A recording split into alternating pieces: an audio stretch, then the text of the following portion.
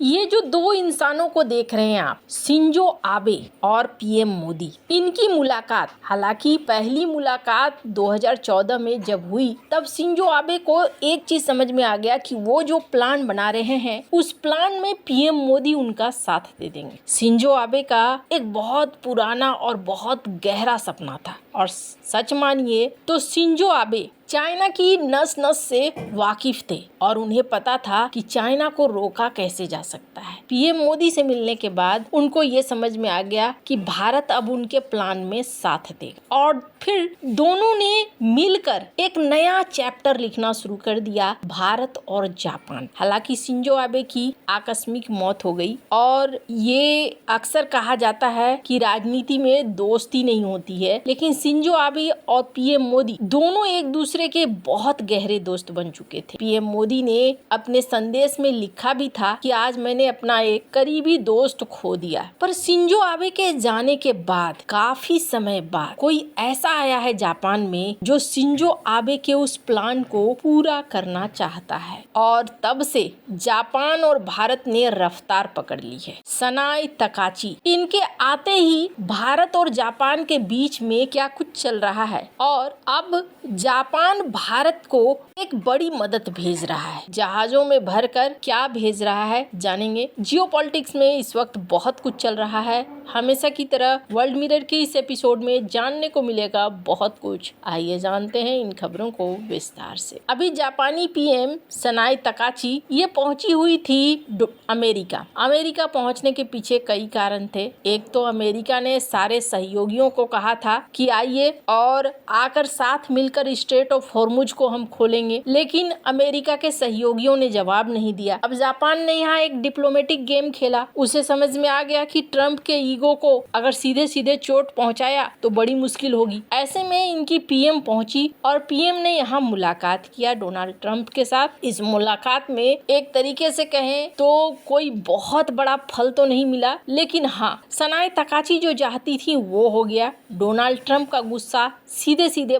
Japan के ऊपर नहीं टूटा। दूसरी बड़ी चीज कि कुछ बातें हुई जो बंद कमरे के अंदर हुई, जिसके बारे में बहुत ज्यादा डिटेल नहीं बताया गया। जापान ने अमेरिका को कंफर्म किया कि देखो हमने $550 बिलियन का समझौता किया था, तो हम उसके आधार पर आपके देश में हम पैसे लगाएंगे। फिर इन्होंने ये भी कहा कि हम चाइना के ऊपर निर्भरता कम करना चाहते हैं, रेयर अर्थ के लिए हम डॉक्यूमेंट आपके साथ साइन कर रहे हैं। इसके अलावा ट्रंप ने पर्ल हार्बर का जिक्र भी कर दिया। दरअसल कि ये एक ऐसा मोमेंट था जो थोड़ा अजीब लगा। जब पत्रकार ने पूछा कि क्या आपने ईरान पर हमला किया तो आपने अपने सहयोगियों को बताया, तो डोनाल्ड ट्रंप ने आंसर दिया, One thing you don't want to signal too much, when we go in, we went in very hard and we didn't tell anybody about it because we wanted surprise. Who knows better about surprise than Japan?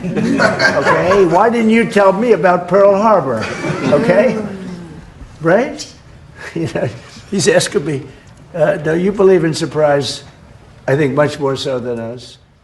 कि मैंने surprise दिया, ठीक वैसे ही जैसे Pearl Harbor पर Japan ने हमें surprise दिया था। ये थोड़ा सा मजाकिया और अजीब सा माहौल बन गया था। पर इन सब के बीच में जापानी पीएम के आने के बाद ईरान ने एक ऑफर कर दिया। स्क्रीन पर आर्टिकल को देखिए। ईरान ने कहा कि हम जापान से बातचीत कर रहे हैं और अगर जापान चाहे हमसे संपर्क करे तो हम जापान की जहाजों को सुरक्षित यहाँ से निकलने देंगे। हमने स्ट्रेट को बंद नहीं किया है, लेकिन हमला करने वाले देशों जैसे अमेरिका, इजराइल और उनके सहयोगियों के जहाज पर प्रतिबंध है। जापान अगर चाहे तो जापान को हम यहाँ से गुजरने देंगे। वैसे जापान दुनिया का चौथा सबसे बड़ा इकोनॉमी है और तेल खरीदने के मामले में 5वां दुनिया का सबसे बड़ा देश है। उसका 95% तेल मिडिल ईस्ट से आता है, 70 से 93% स्ट्रेट ऑफ हॉर्मुज से गुजरता है। इस ब्लॉकेज से जापान की एनर्जी सिक्योरिटी भी खतरे में आ सकती है। ईरान ने जापान के साथ बातचीत शुरू कर दी और ईरान ने कहा कि हम आपको रास्ता देंगे। फिलहाल जवाब नहीं दिया तकाशी ने, और तकाशी ने गोल मटोल बातें कही कि अच्छी बात है, डिप्लोमेटिक तौर पर बातचीत होनी चाहिए, ये बहुत अच्छी बात है। लेकिन सवाल यह है कि ईरान जापान को झूठ क्यों देना चाहता है जबकि जापान जापान और अमेरिका की बहुत अच्छी बनती है। तो पहली बात ये कि ये चाहता है ईरान कि अगर हम जापान की मदद करेंगे तो जापान प्रभावित नहीं होगा, इकोनॉमी बहुत ज्यादा नहीं समस्या में जाएगी और फिर ये अमेरिका के साथ पूरी तरीके से खड़ा नहीं होगा। अगर जापान को भी नुकसान होने लगा तो जापान जाकर खड़ा हो जाएगा। दूसरा, अमेरिकी गठबंधन में दरार डालना चाहते हैं। ईरान जापान को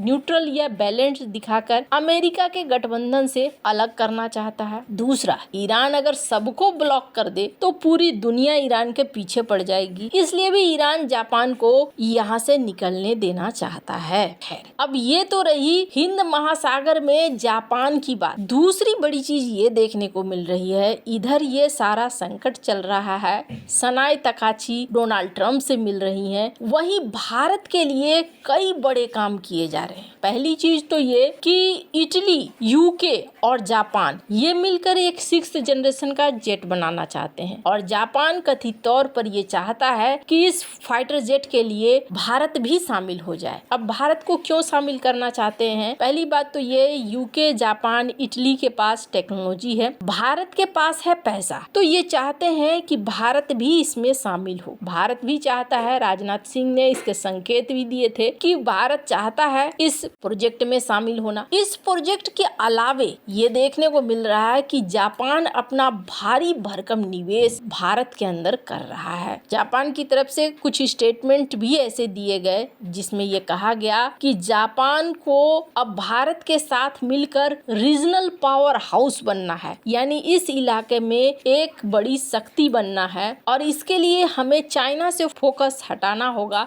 और भारत के ऊपर फोकस डालना होगा, जिसका परिणाम भी देखने को मिल रहा है। जापान की एक बहुत फाइनेंशियल कंपनी है MUFG, अब इन्होंने भारत के अंदर $4.4 बिलियन का निवेश किया है श्रीराम फाइनेंस में, जो बता रहा है कि ये एक बहुत बड़ा निवेश है। खैर, अब जहां एक तरफ ये सारा सीन है, इसके बावजूद जापान ने एक बड़ा निर्णय लिया है और वो निर्णय है भारत की मदद करना। मैंने क्यों कहा? शिंजो आबे की शिष्या रह चुकी हैं सनाई तकाची वही फॉर्मूला आगे बढ़ा रही हैं जो फॉर्मूला शिंजो आबे बढ़ाना चाहते थे और इसका एक बहुत बड़ा प्रमाण है, एनर्जी का संकट जापान में भी खड़ा हो सकता है, लेकिन इसके बावजूद जापान भारत को LPG मुहैया कराने के लिए आगे बढ़ा है। भारत जापान से LPG इंपोर्ट कर रहा है स्ट्रेट ऑफ हॉर्मुज की समस्या के कारण, रूस के अलावे US से और जापान से। हालांकि जापान के पास खुद LPG के बहुत सारे स्टॉक नहीं है, ऐसा नहीं है कि जापान के अंदर रिफाइनरी वगैरह इसके लिए हो, ये खुद भी दूसरे देशों से खरीदते ही हैं, लेकिन चूंकि भारत पर इस वक्त मुसीबत ना आए, इस वजह से ये भारत को एक्स्ट्रा इनके पास जो LPG है वो भारत को भेज रहे हैं। एक बार भारत ने भी मदद की थी जब रेयर अर्थ के लिए चाइना ने रोक लगा दिया था जापान के ऊपर, तब भारत ने जापान को दिया था ताकि जापान की इकोनॉमी किसी तरीके से प्रभावित न हो और अभी वही सीन उल्टा होता हुआ दिख रहा है। माना जा रहा है अप्रैल महीने में कई जहाज जापान से LPG लेकर भारत पहुंच सकते हैं। वैसे आपको क्या लगता है, इस ग्लोबल ऑर्डर में भारत के कौन कौन से दोस्त देश हैं? कमेंट कर अपनी राय जरूर बताएं। जल्द मिलते हैं अगले वीडियो में नई खबर के साथ।